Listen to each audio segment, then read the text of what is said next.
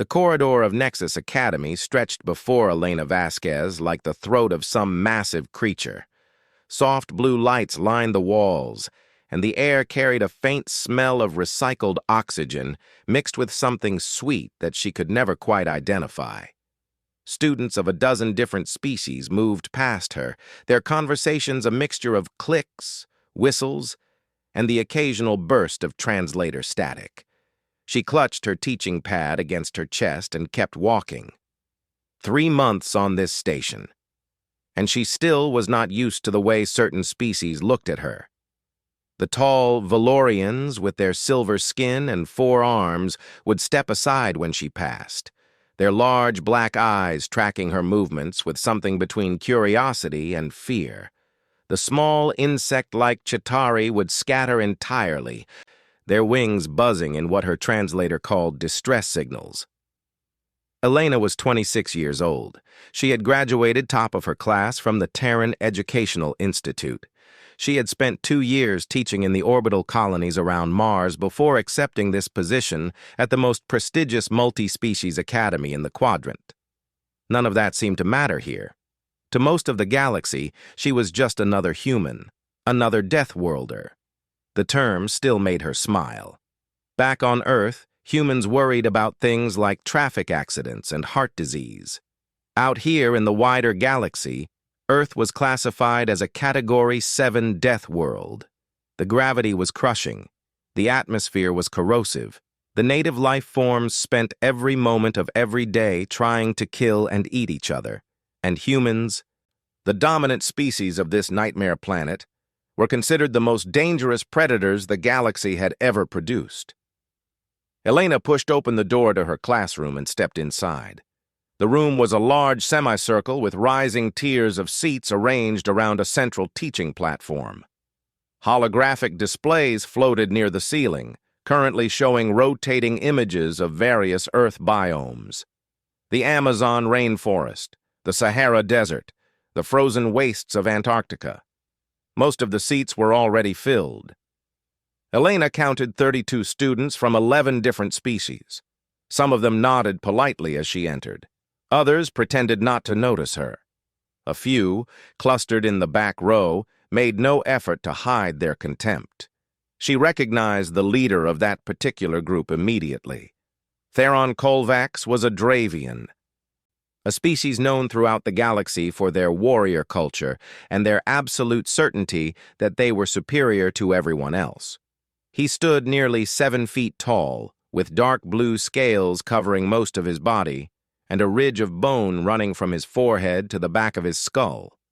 His eyes were yellow with vertical slits for pupils, and when he looked at Elena, his lips pulled back to reveal rows of pointed teeth.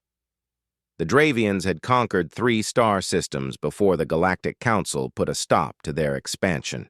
They still resented it. They still believed that strength was the only thing that mattered, and that the strong had a natural right to rule the weak. Elena had read Theron's file before the semester started. His father was a high-ranking military commander. His mother came from one of the oldest noble houses on their home world.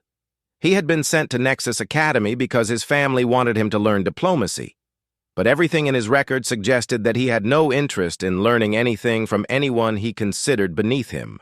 And to Theron, almost everyone was beneath him. Elena walked to the center platform and set her teaching pad on the small podium.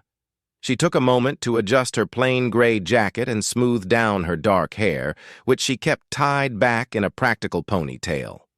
Then she looked up at her students and smiled. "Good morning," she said. "Today we continue our study of survival strategies across different planetary classifications. We will focus specifically on predator-prey dynamics in high-gravity environments." A hand went up near the front of the room. It belonged to a young Valorian named Sira, one of the few students who actually seemed to enjoy Elena's class. "Professor Vasquez," Sira said, "will we be discussing Earth specifically?" "Among other planets, yes," Elena said. "Earth provides some excellent examples of the concepts we will be covering." A snort came from the back of the room. Elena did not need to look to know who it came from. "Is there something you would like to add, Mr. Colvax?" she asked, keeping her voice pleasant. Theron leaned back in his seat, his muscular arms crossed over his chest. The students on either side of him were also Dravians, though neither of them was quite as large as their leader. "I was just thinking," Theron said, "that perhaps we would learn more from someone who actually understands combat and survival. Not some soft little human who has probably never faced anything more dangerous than a strong breeze." A few nervous laughs came from around the room. Most of the students said nothing, their eyes darting between Theron and Elena with obvious anxiety.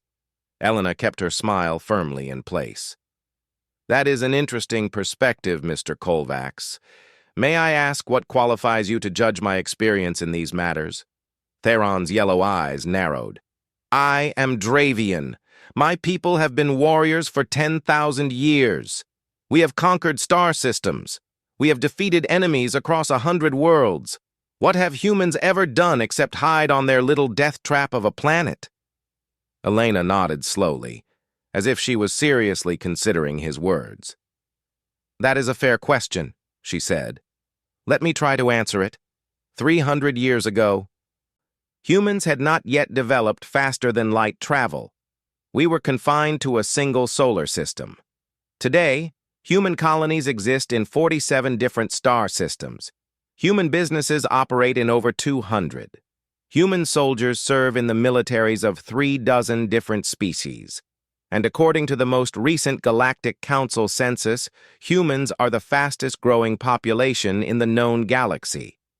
She paused and let those numbers sink in. "Now," she continued, "you mentioned that the Dravian Empire conquered 3 star systems before the Council intervened.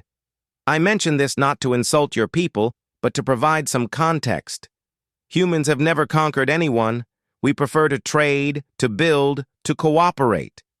But when we have been forced to fight, we have never lost a war. Not once. Not ever." Theron's scales seemed to darken with anger. "That proves nothing. You have never faced a real enemy." "The Kython invasion of Earth, year 2247, Elena said calmly. "The Kython were a hive species from the Outer Rim. They had consumed 17 inhabited worlds before they reached human space. Their total military force numbered over 8 billion individual units. The war lasted 6 months. When it ended, the Kython were extinct." Silence filled the room. "The Mordith crisis of 2289, Elena continued. A rogue artificial intelligence that had taken control of an entire sector. It had defeated the combined fleets of 4 different species before it encountered human forces. The war lasted 8 days. The AI was destroyed, along with every ship it controlled." She took a step forward, her dark eyes fixed on Theron. "The Dravian border incidents of 2301 through 2305, she said. "A series of conflicts along the edge of human and Dravian space.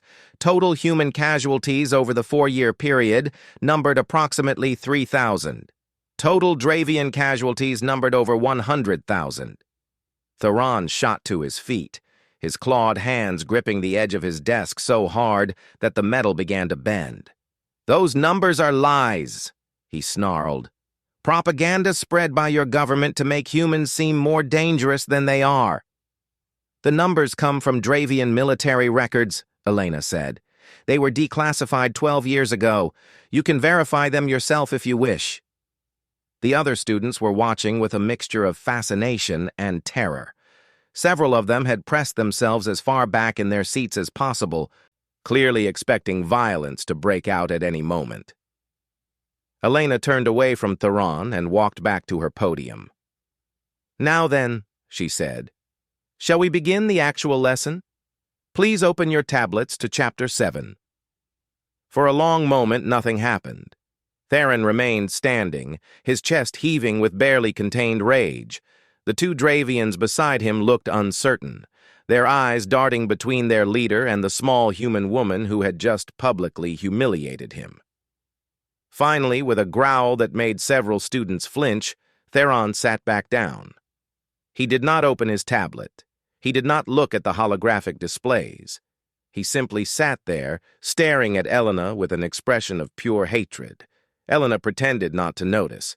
She activated her teaching pad and began pulling up diagrams and video clips for the lesson. But part of her mind remained focused on the Dravian in the back row. She had dealt with bullies before, on Earth and in the colonies. She knew that this was not over. Theron would not simply accept what had happened. He would want revenge. He would want to prove that she was wrong about humans, that they were just as weak and soft as he believed them to be. The question was not if he would try something. The question was when. The lesson proceeded without further incident. Elena explained the various ways that prey animals on high-gravity worlds had evolved to escape their predators. She showed video footage of Earth creatures performing feats that made most of her students gasp in disbelief. A cheetah running at speeds that would tear apart most galactic vehicles. A mountain goat climbing vertical cliff faces. A honey badger fighting off a lion 10 times its size. The key concept here, Elena said, is that life on a death world does not make creatures weak. It makes them strong. Every organism that survives on such a planet is the product of millions of years of brutal natural selection. Only the strongest, the fastest, the most adaptable creatures survive long enough to reproduce. Everything else dies. She clicked to the next image. It showed a human athlete performing an Olympic high jump, her body arched over a bar set more than 2 meters off the ground. Humans are no exception, Elena said. We evolved as persistent predators on the African savannas. Our ancestors would chase prey animals for hours, sometimes days, until the animals simply collapsed from exhaustion. We have the highest endurance of any species ever studied. We can regulate our body temperature through sweating, something that most galactic species cannot do. We can heal from wounds that would kill most other creatures. We can eat foods that would be toxic to 90% of known life forms. And our brains... She tapped the side of her head. Our brains are possibly the most sophisticated organic computers in the galaxy. Our brains are bigger, Theron muttered from the back row. Dravian cranial capacity exceeds human cranial capacity by nearly 20%. That is true, Elena said. And yet human neural density is nearly 3 times higher than Dravian neural density, which means that while your brains are larger, our brains contain approximately twice as many neurons. More importantly, human brains have a feature that is extremely rare in the galaxy. We call it neuroplasticity. It means that our brains can rewire themselves, form new connections, adapt to new situations in ways that most species simply cannot match. She smiled pleasantly. This is why humans learn new languages so quickly. It is why we can adapt to almost any environment. It is why, when we encounter a problem, we usually find a solution that no one else has considered. The lesson continued. Elena covered adaptation strategies, territorial behaviors, and the role of social structures in survival. She answered questions from students who seemed genuinely interested in the material. She ignored the quiet muttering coming from the back of the room. When the class period ended, students began gathering their things and filing toward the exits. Elena busied herself with organizing her teaching materials, giving the students time to leave before she had to walk through the corridors again. Most of them were gone within a few minutes, but when Elena looked up, she saw that Theron and his 2 companions had not moved. They remained in the back row, watching her with expressions that promised trouble. "Class is over, gentlemen," Elena said. "I believe you have other places to be." Theron stood slowly. He was even more impressive standing than sitting, his massive frame seeming to fill the entire back section of the room. He walked down the stairs between the tiers of seats, moving with the easy grace of a natural predator. His 2 companions followed close behind. "I have been thinking about what you said," Theron said as he approached the central platform. About humans and their victories. About how dangerous your species supposedly is. Elena set down her teaching pad. And what conclusions have you reached? Theron stopped at the edge of the platform, looking down at her. This close, he was nearly a full foot taller than her, and probably outweighed her by at least 200 pounds. His yellow eyes seemed to glow in the soft light of the classroom. I think you are a liar, he said. I think humans are just very good at telling stories about themselves. I think that in reality you are exactly what you appear to be. Small, soft, weak. Elena held his gaze without flinching. That is certainly one possibility.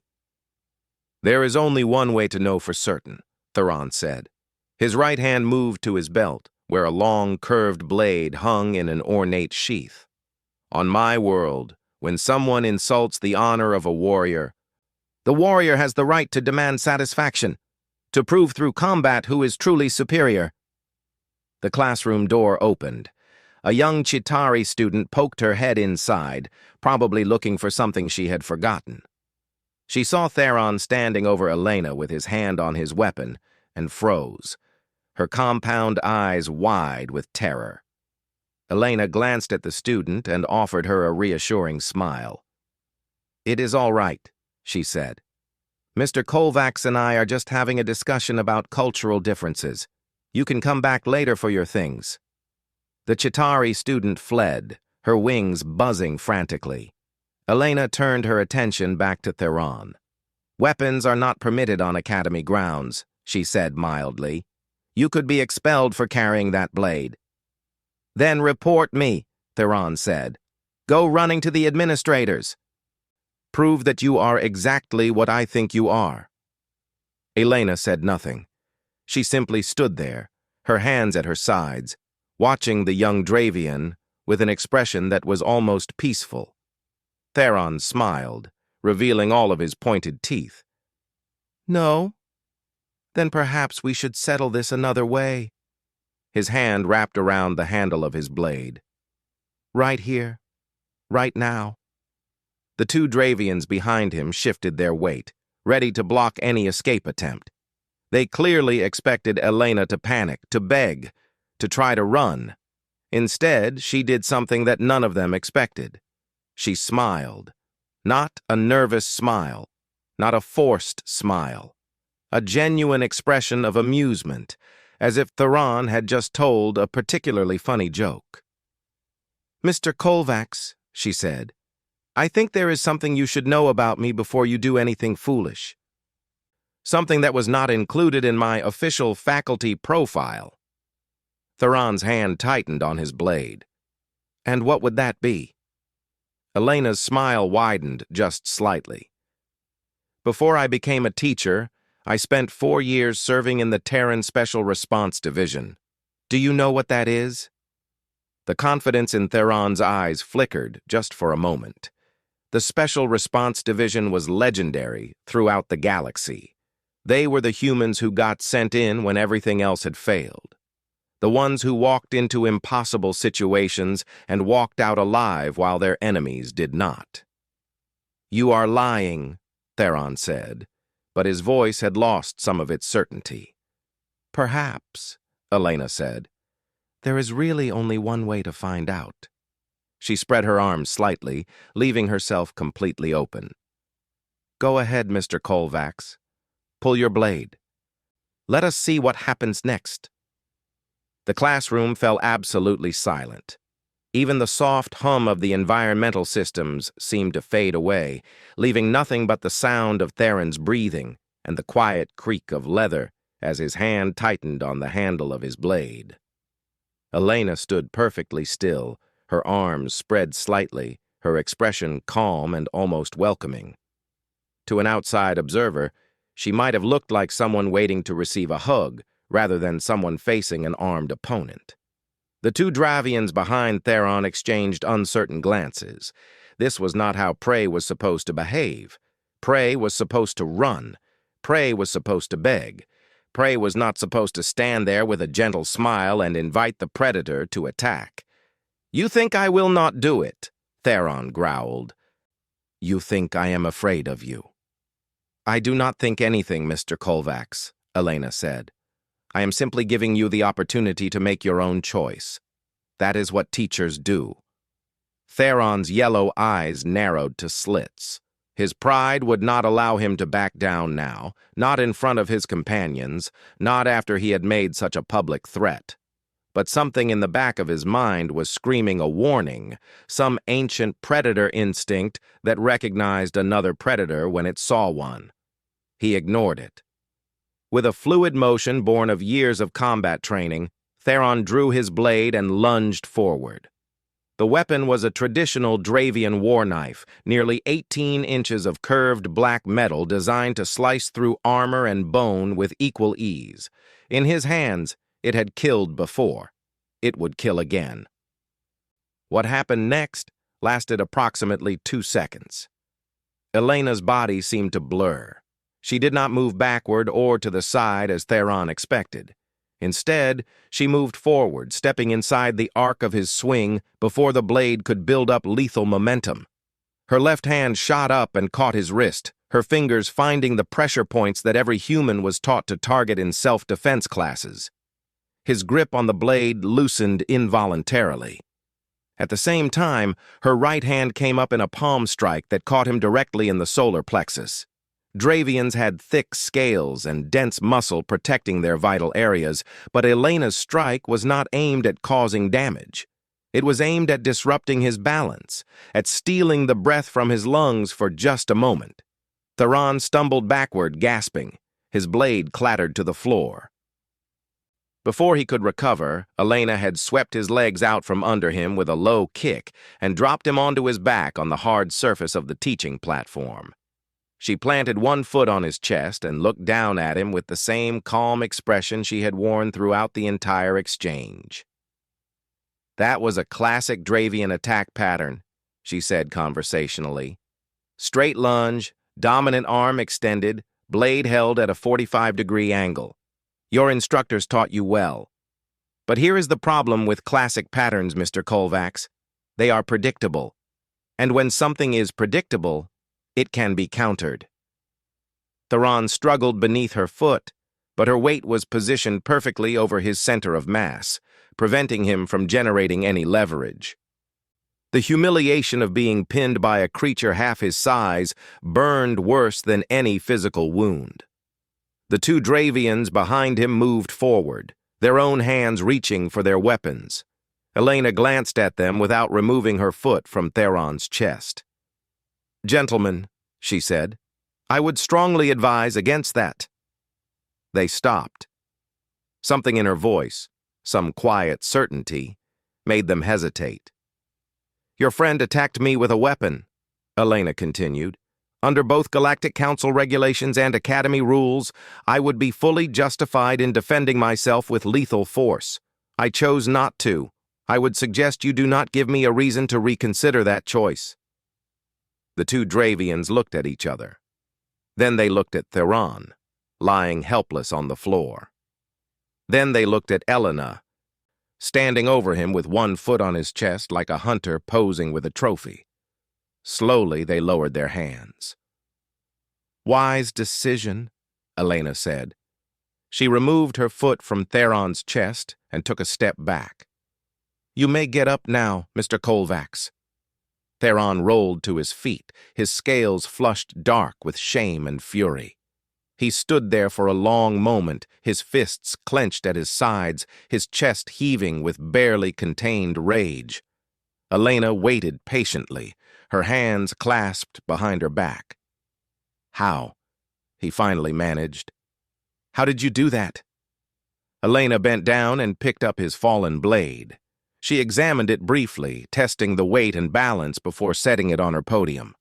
"I told you," she said, 4 years in the Special Response Division, we train extensively in close-quarters combat. We study the fighting styles of every known species in the galaxy.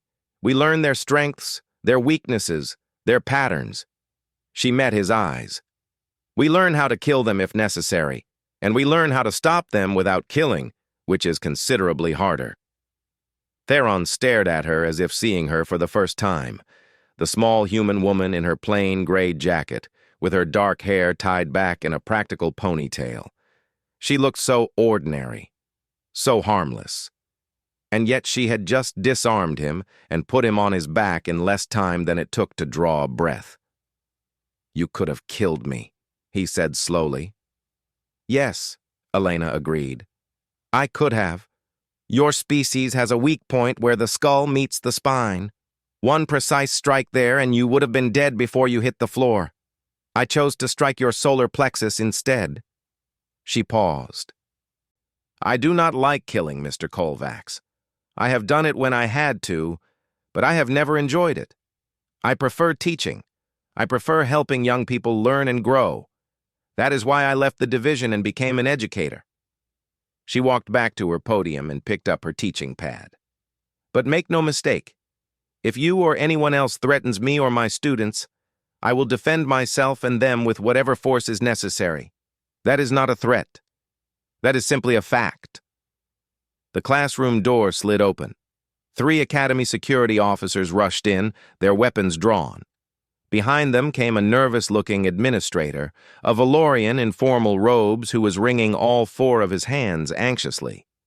"We received a report of a disturbance," the lead security officer said, taking in the scene. He was a Korthian, a species known for their calm demeanor and analytical minds. "Professor Vasquez, are you injured?" "I am fine, Officer Vorn," Elena said.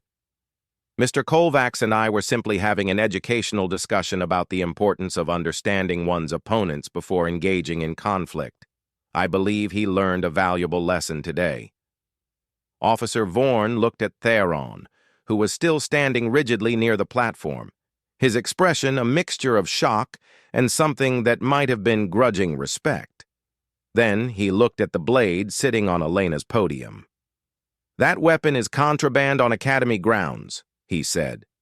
"Yes, I was about to address that," Elena said. "Mr. Kovacs, you have a choice to make. You can surrender that blade to Officer Vorn right now, accept whatever disciplinary measures the Academy deems appropriate, and continue your education here. Or you can refuse, in which case you will be expelled and sent back to your homeworld in disgrace. What would you prefer?" Theron stood frozen for a long moment. His pride was screaming at him to fight, to refuse, to do anything other than submit to this small human woman who had just humiliated him in front of his companions. But somewhere beneath the pride, a quieter voice was speaking. "She could have killed you," that voice said. "She chose not to. Why?" The answer came to him slowly, almost reluctantly. "Because she is a teacher. Because she wants you to learn." Theron reached out and took the blade from Elena's podium. Then, with great deliberation, he turned and handed it to Officer Vorn. "I accept whatever punishment the Academy decides," he said. His voice was stiff, the words clearly difficult for him to say. But he said them.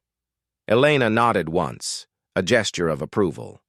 "A wise choice, Mr. Kovacs. There is strength in knowing when to fight and when to yield. Perhaps there is hope for you after all." The administrator stepped forward, still wringing his hands. "Professor Vasquez, I must apologize for this incident. If Mr. Kovacs has caused you any distress, the Academy will of course take immediate action to ensure your safety and comfort." "That will not be necessary," Elena said. "Mr. Kovacs is a young man with much to learn, but he is not irredeemable. I suggest a week of community service and a mandatory course in cross-species relations. Nothing more severe." The administrator blinked all 4 of his large eyes in surprise. "That is remarkably generous." "Professor?" "It is practical," Elena said. "Expelling him would only confirm every negative belief he has about non-Dravian species. Giving him the opportunity to learn and grow may actually change those beliefs. That is what education is for." She turned to Theron. "Mr. Kovacs, you are dismissed. I expect to see you in class tomorrow, on time, with your tablet open and ready to learn. Is that understood?" Theron met her eyes. Something had changed in his expression. The hatred was still there, but it was mixed with something else now. Confusion, perhaps, or the beginnings of respect. "Understood," he said quietly. He turned and walked out of the classroom, his two companions following behind him.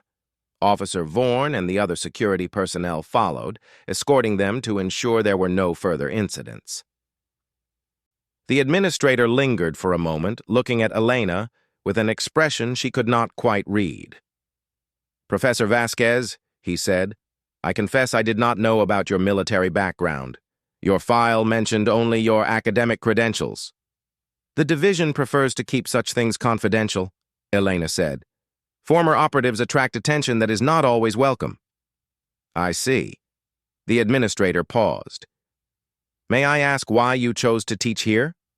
With your qualifications, you could have had a position at any institution in the galaxy. Why Nexus Academy?" Elena considered the question. Through the classroom windows, she could see the stars wheeling slowly past as the station rotated. Somewhere out there, impossibly far away, was Earth. Her home. The world that had shaped her into what she was. "Because this is where I can do the most good," she said finally. "The students here come from dozens of different species, many of which have histories of conflict with each other. If they can learn to understand each other, to see past their differences and recognize their common ground, then perhaps the next generation will not make the same mistakes as the ones before." She smiled slightly. "That is worth more to me than any prestigious position. That is worth more than anything else I can imagine." The administrator nodded slowly. "The Academy is fortunate to have you, Professor. I will ensure that this incident does not negatively affect your standing here." "Thank you," Elena said, "but I am not concerned about my standing. I am concerned about my students, all of them, including Mr. Kovacs." After the administrator left, Elena spent a few minutes straightening the classroom, returning desks to their proper positions, and shutting down the holographic displays. The work was soothing, giving her time to process what had happened. She had known that something like this was coming. Theron had made his contempt for her obvious from the first day of class, but she had hoped to reach him before things escalated to actual violence. She had failed in that, and a small part of her felt the weight of that failure. But there was also hope. In that moment when Theron had handed over his blade, she had seen something in his eyes. A crack in the wall of arrogance and hatred that he had built around himself. Perhaps that crack would widen. Perhaps he would begin to question the beliefs he had been raised with, the certainty that his species was superior to all others. Or perhaps he would simply become more careful about hiding his hatred, waiting for another opportunity to prove himself. Either way, she would be watching. Elena gathered her things and left the classroom. The corridors were quieter now, most students having moved on to their next classes or returned to their quarters. She walked slowly, enjoying the relative peace. A voice called out behind her. "Professor Vasquez." Elena turned to find Sira, the young Valorian student, hurrying to catch up with her. The girl's silver skin was flushed with what Elena had learned to recognize as excitement. "Professor, is it true?" Sira asked breathlessly. "Did Theron really pull a blade on you? Did you really disarm him in 2 seconds?" Word traveled fast on the station, Elena reflected. "The situation was resolved without anyone being hurt," she said carefully. "That is what matters." "But everyone is talking about it," Sira said. "They are saying that you are not just a teacher. They are saying that you are some kind of legendary warrior." Elena stopped walking and turned to face her student. "Sira, let me tell you something important. I am not a legendary warrior. I am a person who was trained to handle dangerous situations, and today I had to use that training. That does not make me special. It makes me someone who was prepared." She put a hand on the young Valorian's shoulder. "What happened today should not be celebrated. A student felt so threatened by the idea of learning from someone different that he resorted to violence. That is a tragedy, not a triumph. I hope that the lesson he learns from this experience will change him for the better, but I am not certain it will. Sierra was quiet for a moment, her large black eyes thoughtful. You really are not angry at him? I am disappointed in him, Elena said. There is a difference. Anger does not solve problems. Understanding does. If I can help Theron understand why his beliefs are harmful to himself and to others, then something good will have come from today.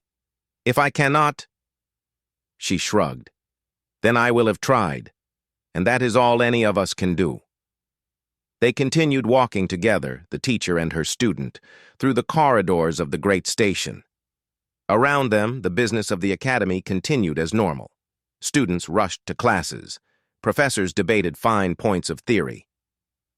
Administrators worried about budgets and schedules and all the other mundane concerns of running an educational institution.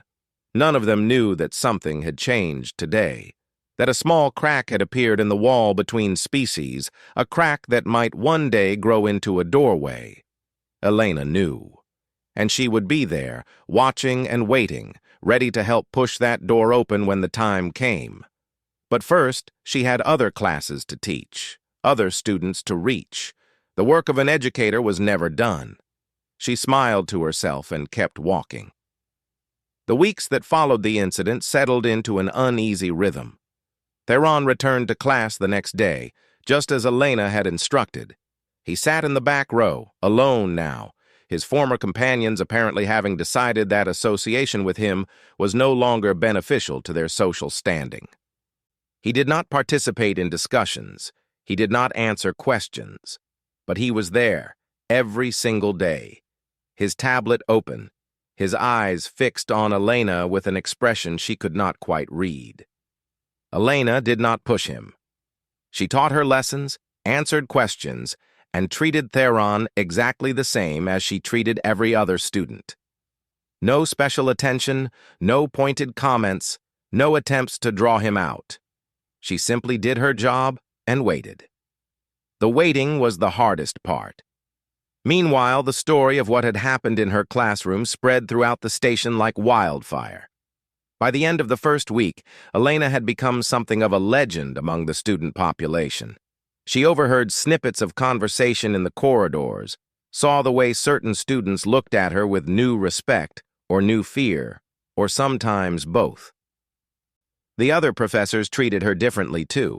Some were clearly nervous around her, suddenly very careful about what they said and how they said it. Others were curious, asking subtle questions about her background and her training. A few seemed genuinely admiring, praising her handling of the situation and her decision to advocate for leniency. Elena accepted it all with the same calm patience she had shown in the classroom that day. She knew that eventually the excitement would fade, that she would return to being just another professor among many. Until then, she would endure.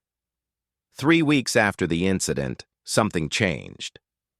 Elena was alone in her classroom, grading assignments on her tablet, when she heard the door slide open. She looked up to find Theron standing in the doorway, his massive frame blocking most of the light from the corridor behind him. "Mr. Kovacs," she said, setting down her tablet, "office hours are not until tomorrow afternoon." "I know," Theron said. He stood there for a moment, clearly struggling with something. Then he stepped inside and let the door close behind him. "I need to speak with you, Professor. If you have time." Elena gestured to a seat near her desk. "I always have time for my students."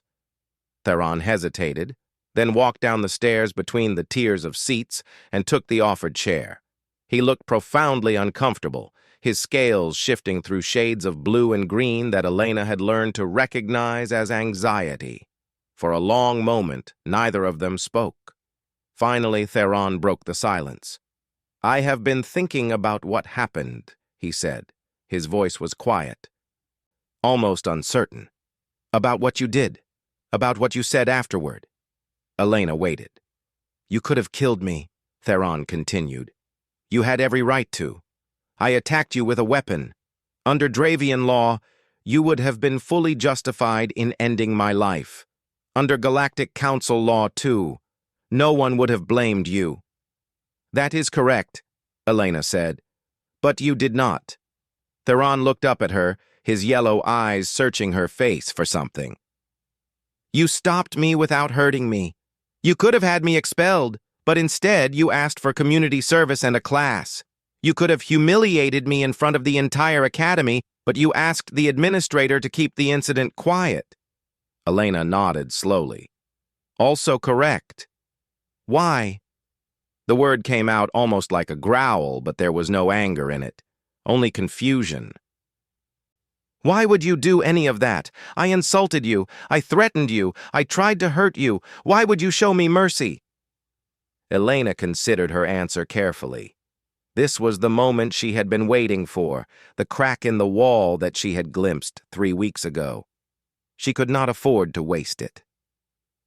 Let me tell you a story, she said. When I was a young girl on Earth, I was bullied.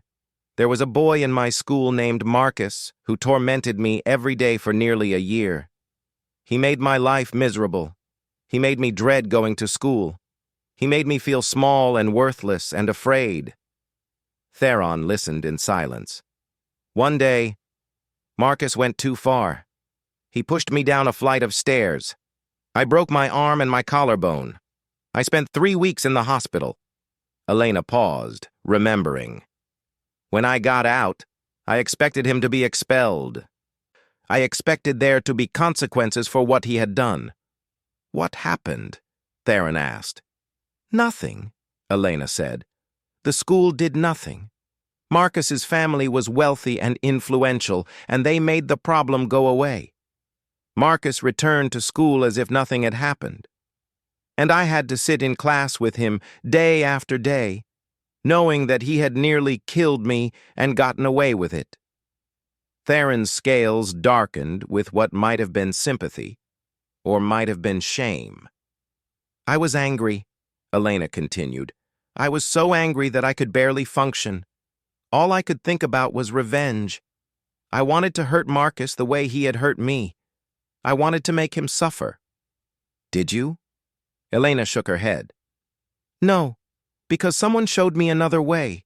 One of my teachers, a woman named Dr. Esperanza, took me aside and talked to me. She did not tell me that my anger was wrong. She did not tell me that I should forgive Marcus. She simply asked me a question. She leaned forward slightly. She asked me what kind of person I wanted to become. The classroom was very quiet. Outside the windows, the stars continued their slow rotation, indifferent to the drama unfolding within. I did not have an answer for her, Elena said, not right away. But I thought about that question for a long time. And eventually I realized something important. If I hurt Marcus, if I took my revenge, I would become just like him. I would become someone who solved problems through violence and cruelty. I would become exactly what I hated. She met Theron's eyes. That was the moment I decided to become something different. Not because I forgave Marcus, but because I refused to let him define who I was. I chose to become someone who helped others instead of hurting them. Someone who built up instead of tearing down. Someone who showed mercy, even when mercy was not deserved. Theron was silent for a long moment. When he finally spoke, his voice was rough. What happened to Marcus? I do not know, Elena admitted. We went to different schools after that year. I never saw him again. He probably went on with his life, never knowing or caring about the impact he had on mine. She smiled slightly. And that is fine, because in the end, what matters is not what Marcus did. What matters is what I did, what I chose to become. She reached out and put a hand on Theron's arm. His scales were cool and dry beneath her fingers. Mr. Kovacs, I showed you mercy because mercy is who I am. Not because you deserved it, but because I chose it. And now you have a choice too. You can hold on to your anger and your pride and your belief that you are superior to everyone else. You can go through life fighting and conquering and proving your strength. She paused. Or you can become something different, something better. Theron looked down at her hand on his arm. For a moment, she thought he might pull away. Instead, he just sat there, processing. On my world, he said slowly, mercy is considered weakness. If a warrior shows mercy to an enemy, it is seen as a failure of courage, a failure of honor. I know, Elena said. And what has that philosophy brought your people? 3 star systems conquered and then lost, thousands of years of endless conflict. A reputation throughout the galaxy as brutal conquerors whom no one trusts. She squeezed his arm gently. Is that really what you want to continue? Is that really the legacy you want to carry forward? Theron was quiet for a long time. Elena could see the struggle playing out behind his eyes, the battle between everything he had been taught and the new perspective she was offering him. I do not know how to be anything else, he finally admitted. I have been raised to be a warrior since the day I was born, to fight, to conquer, to dominate. That is all I know. Then let me teach you something new, Elena said. That is what I am here for, after all. Theron looked at her, really looked at her, as if seeing her for the first time. The small human woman who had defeated him so easily. The teacher who had shown him mercy when she had every reason not to, the person who was now offering him a chance to change. Why? He asked. Why do you care what happens to me? I am just another student, one who attacked you no less. Elena smiled. Because that is what teachers do, Mr. Kovacs. We care about our students, all of them, even the difficult ones, especially the difficult ones. She released his arm and sat back, because sometimes the students who seem the most hopeless are the ones who have the most potential. They just need someone to believe in them. The door to the classroom slid open. Both Elena and Theron turned to see Sierra standing in the doorway, her silver skin flushed with embarrassment. I am sorry, Professor, she said quickly. I did not mean to interrupt. I will come back later. No. It is all right, Elena said. Mr. Kovacs and I were just finishing our discussion. She looked at Theron. Were we not? Theron stood slowly. He looked at Sierra, then at Elena, then at his own clawed hands. Something in his expression had shifted, softened in a way that would have been unthinkable 3 weeks ago. Yes, he said. I believe we were. He walked toward the door, but stopped next to Sierra. The young Valorian flinched slightly, an instinctive reaction to having a massive Dravian warrior standing so close. I have been unfair to you, Theron said quietly. To you and to everyone else in this class. He trailed off, clearly struggling with the unfamiliar territory of apologizing. I will try to do better. Sierra stared at him with wide eyes, clearly unsure how to respond. Finally, she managed a small nod. Thank you, she said. Theron nodded once in return, then continued out the door. His footsteps echoed in the corridor, gradually fading into silence. Sierra turned to Elena. What just happened? She asked. Was that really Theron Kovacs, the same person who pulled a blade on you? Elena smiled and began gathering her things. People can change, Sierra. It does not happen often, and it does not happen easily, but it does happen. Sometimes all they need is someone to show them another way. Do you think he really will change? Elena considered the question. The truth was, she did not know. Theron was young, and the beliefs he had been raised with were deeply ingrained. It was entirely possible that this moment of openness would fade, that he would return to his old patterns and his old prejudices. Change was hard, and most people failed at it more often than they succeeded. But she had seen something in his eyes today, a genuine struggle, a real desire to be better. That was not nothing. "I think he has a chance," she said finally, "and as long as there is a chance, there is hope." The semester continued. Theron remained in Elena's class, but his behavior was markedly different. He participated in discussions, asking thoughtful questions and offering perspectives that, while still colored by his Dravian upbringing, showed a genuine effort to understand other viewpoints. He began sitting closer to the front of the room. He started working with other students on group projects, including students from species that Dravians had historically looked down upon. Word began to spread through the academy about the change in him. Some students were suspicious, convinced that it was all an act, a strategy to avoid further consequences for his earlier actions. Others were cautiously optimistic, willing to give him the benefit of the doubt. Elena watched it all from a careful distance. She did not single Theron out for praise or criticism. She simply continued to teach, to challenge, to push all of her students to be better than they thought they could be. On the last day of the semester, after the final class had ended and most students had left for the break, Theron approached her desk. "Professor Vasquez," he said, "I wanted to thank you." Elena looked up from her tablet. "For what, Mr. Kovacs?" "For not giving up on me," Theron said. "For showing me that there was another way to be. For—" He paused, searching for the right words. "For treating me like I was worth saving, even when I gave you every reason not to." Elena set down her tablet and stood. Even standing, she was still nearly a foot shorter than him. But somehow, that did not seem to matter anymore. "You saved yourself, Mr. Kovacs," she said. "I merely showed you that it was possible. The choice to change, the effort to become something different, that was all you." Theron was quiet for a moment.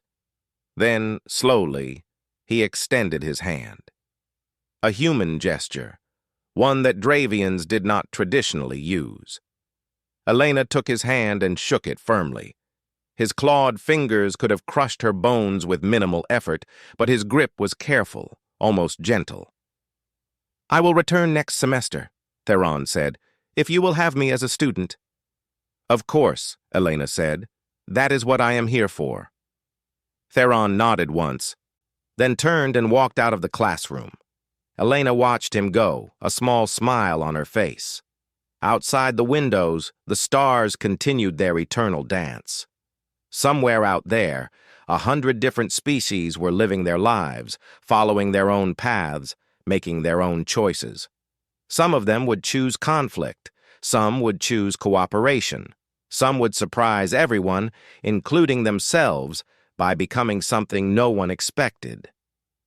That was the beauty of the galaxy, Elena reflected. It was full of possibilities, full of potential, full of hope. She gathered her things and left the classroom, heading for her quarters. Tomorrow she would return to Earth for the break, would see her family and her friends and the planet that had made her who she was. But she would be back. There were always more students to teach. More walls to break down, more bridges to build. That was the work of a lifetime. And Elena Vasquez would not have it any other way. As she walked through the corridors of Nexus Academy, she passed groups of students from a dozen different species. Some of them nodded respectfully as she went by. Others smiled and waved. A few called out holiday greetings in their native languages. Elena returned them all with the same warm smile. She was the Deathworld girl, the human teacher, the former Special Forces operative who had once walked into impossible situations and walked out alive. But more than any of that, she was an educator. And there was no greater calling in the galaxy.